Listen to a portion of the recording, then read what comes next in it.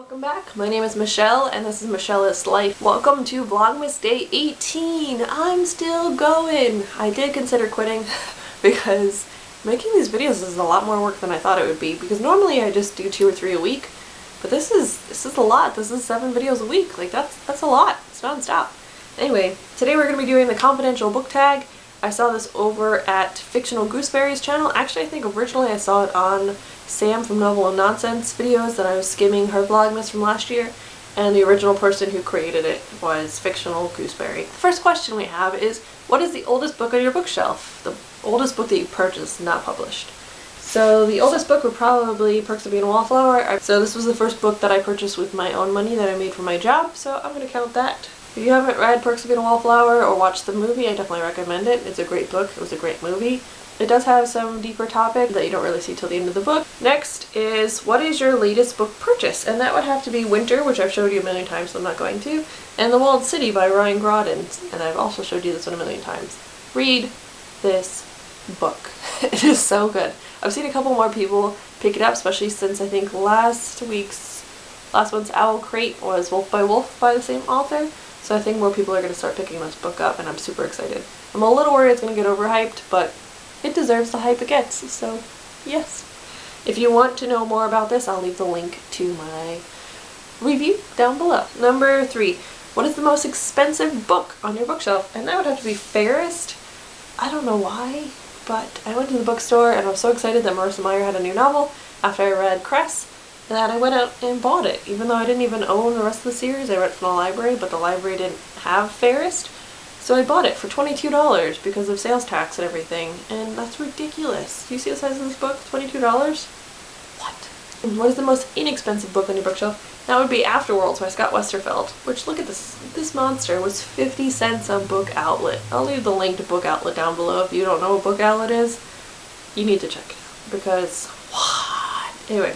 I read this book originally on Kindle for 99 cents, and then I bought it for 50 cents, so $1.50 for 2 copies of it. You can't go wrong. Number 5. What book did you waste money on? And that would be Cat Winters. I originally didn't intend to buy this because I'm not a big fan of horror books, and this looks scary, right? So I did read her first 2 YA books, and I did love them, and I considered her an auto-buy author. My friend Jody was planning on reading it, and I wanted to buddy read it with her, so I picked it up. It was $15 plus sales tax, so probably came to like $17. I don't know if you know this, but in Arkansas, sales tax is like 13%, which is ridiculous. So I didn't like it. I read 150 pages and couldn't stand it anymore. I wanted to throw it against the wall, and I had a really hard time picking it up. Number 6, what is the prettiest book on your bookshelf? And this isn't talked about at all on BookTube, and I understand why. It's not like a 5-star read by any means. It's definitely like a 3.5, 4-star.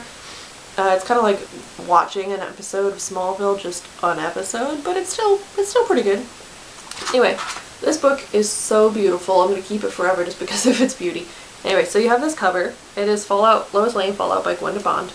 And then the hardcover is also beautiful. So definitely my prettiest book. If I was ever published, whoever created that book design, I want you. Number 7, what is the ugliest book on your bookshelf? And that would have to be this edition of Jane Eyre. I need to get a new edition because just look at that. Ugh. I don't. Ugh. Ugh. Number 8, what is the shortest book on your bookshelf? And that would probably be Fahrenheit 451. It's short this way and short in height. What is the longest book on your bookshelf? And again, that would be Winter by Marissa Meyer. It's 823 pages. It's also pretty tall. What book are you currently reading? And it's in the living room. I forgot to grab it, but it is Harry Potter and the Sorcerer's Stone. By the time this video goes up, though, I'm hoping to be on the 3rd book of Harry Potter. So there's that. And what book are you hoping to read next? Hopefully the 4th book, if I was already on the 3rd book. Number 12, what underhyped book on your bookshelf do you love? And I love the autobiography of Charles Chaplin. It was really good to get his backstory. It was really sad, but it was a really enjoyable read. So if you haven't checked it out and you love Charlie Chaplin, get on it. What overhyped book on your bookshelf do you love? And I love the Throne of Glass series. I have no shame. I know it's not like the best written thing in the whole world, but it's addictive. So there's that. My favorite is Heir of Fire out of the series so far, but Queen of Shadows was definitely good too. Definitely Throne of Glass was the weakest of the series, but I think that's great to only get better, don't you? I mean, I'd rather get better than get worse. And then number 14, what are your current top 3 favorite books? That would be, as I said, Arrow of Fire, The Body Electric, and Cinder. I just recently reread Cinder and it's amazing. I can't believe she wrote this book during NaNoWriMo. I would like to see Sophie Reads do the confidential bookshelf tag, maybe Girl Reading, and Kayla Rain. I would also like to see Kayla Rain do the bookshelf tag. If you would like to do this tag on your own, though I didn't tag you, I wasn't tagged to do this tag, so feel free if you want to. I hope that you are enjoying your holiday season and getting pumped for Christmas. So anyway, if you like this video, give it a thumbs up. Don't forget to subscribe, and I'll see you guys next time. Bye!